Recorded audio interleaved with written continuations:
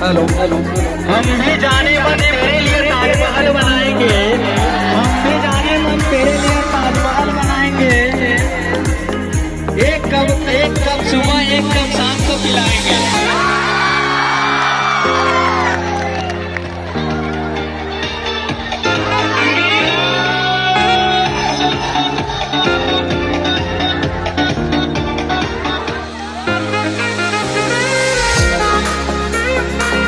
अर्ज क्या है?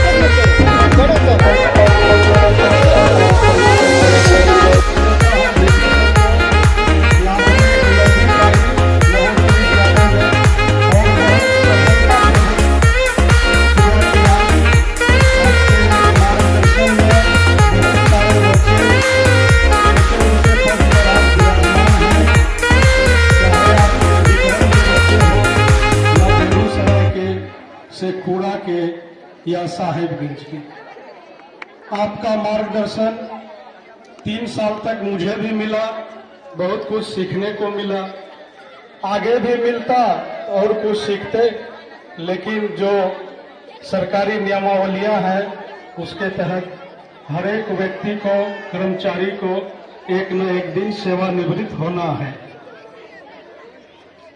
और मैं इससे आगे क्या कहूं, बोल नहीं पा रहा हूं, लेकिन आपके उज्जवल भविष्य की कामना करता हूं सर।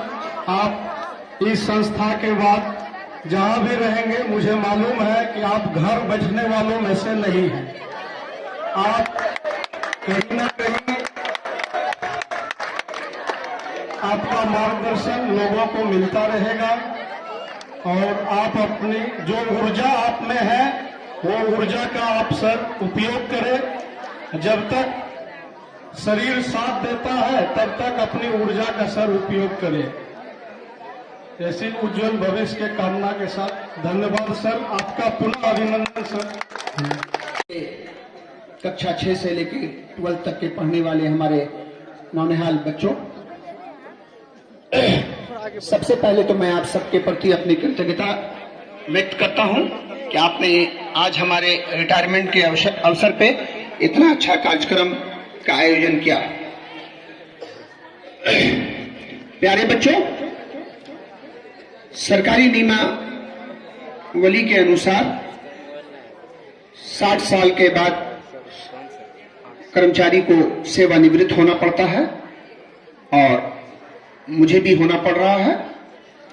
मैं इस मामले में अपने आप को बहुत खुशकिस्मत मानता हूं और ऊपर वाले का तहे दिल से शुक्रिया अदा करता हूं। जितना भी शुक्रिया अदा करूं कम है कि आज मुझे ये दिन देखना नसीब हुआ कि मैं जब 31 मई 89 को मैंने नवोदय विद्यालय ज्वाइन किया था और आज 28 फरवरी 2022 को मैं रिटायर हो गया हूं या हो रहा हूं। हमारे बहुत सारे साथी नवोदय विद्यालय में आए, ज्वाइन किए, लेकिन शायद भगवान ने उनको इतनी जिंदगी नहीं दी थी कि वो अपना पूरा टेन्योर पूरा कर पाए। अभी परसों की घटना है, मेरे साथ शेखपुरा में एक पीटी सर थे, ओपी पांडे, जो वर्तमान में बेगूसराय जवाहर नवोदय विद्यालय में कार्यरत थे। वो कुछ बीमारी को लेकर बराबर उनका इलाज रांची में चल रहा था। परसों अचानक जब उनके परिवार के लोग उनको लेकर रांची जा रहे थे, रांची पहुंचने से पहले ही उनका देहांत हो गया। ये परसों शाम की घटना है, बिल्कुल जो लेटेस्ट हमारे जानकारी। इसके अलावा इस दौरान हमारे बहुत सारे साथी जो अभी पिछले साल अपने विद्यालय का भी एक कर्मचारी, मेस कर्मचारी जेपी महतो, ब्रेन हेमरेज के कारण बेचारे का देहांत हो गया था। तो इस मामले में मैं अपने ऊपर वाले का बहुत बहुत शुक्रिया अदा करता हूं कि आपने आज मुझे ये दिन देखना नसीब फरमाया कि मैं पूरी तरह स्वस्थ रहते हुए अपने पद से, अपनी जिम्मेदारी से सुबुकदोश हो रहा हूं। प्यारे बच्चों, मैंने 31 मई 89 को ज्वाइन किया और आज 28 फरवरी 2022 है। लगभग 33 वर्ष मैंने नवोदय विद्यालय समिति में सेवा दिया। जब मैंने ज्वाइन किया था मैं टीजीटी के पद पर था और उसी बीच अप्रैल 95 में मैं पीजीटी में प्रमोशन हुआ और लगातार पीजीटी के पद पर रहते हुए बेगूसराय, शेखपुरा, अन्य विद्यालयों में सेवा देते हुए मैं 2014 में वाइस प्रिंसिपल के रूप में मेरा प्रमोशन हुआ और मैं जेएलवी साहेबगंज में आया। साहेबगंज आने से पहले मैं लगातार बिहार के स्कूलों में काम कर रहा था, लेकिन जब मेरी पोस्टिंग साहेबगंज हुई तो मुझे पता चला कि साहेबगंज झारखंड में है और मैं जब पहली बार यहां आकर ज्वाइन किया 15 सितंबर 2014 को, तो मुझे ये विद्यालय बहुत अच्छा लगा और मैंने आते ही लोगों को कहा कि नहीं, झारखंड और बिहार में जो बेसिक डिफरेंस है कि झारखंड में जो बच्चों का व्यवहार है, जो आचरण है, वो बिहार के बच्चों से अलग है। विशेष तौर पर साहेबगंज को जो मैंने पाया, ये विद्यालय बहुत अच्छी जगह स्थापित है, बिल्कुल शहर के बीचों बीच है। यहां के बच्चों को जो मैंने देखा मुझे बहुत अच्छा लगा। मैं सही माने में इस विद्यालय में जो सबसे अच्छी चीज मुझे दिखी वो ये था कि विद्यालय के बच्चों का व्यवहार, अनुशासन, जिसका मैं आज भी कायल हूं। जरूरत यह है कि हम इन्हें कैसे सजाते हैं, संवारते हैं। प्यारे बच्चों, जब 2014 में मैंने ज्वाइन किया सितंबर में, उस समय यहां 12th और 11th में ह्यूमैनिटीज दोनों और साइंस दोनों चल रहा था, जिसके कारण विद्यालय का रिजल्ट बहुत अच्छा नहीं हो रहा था।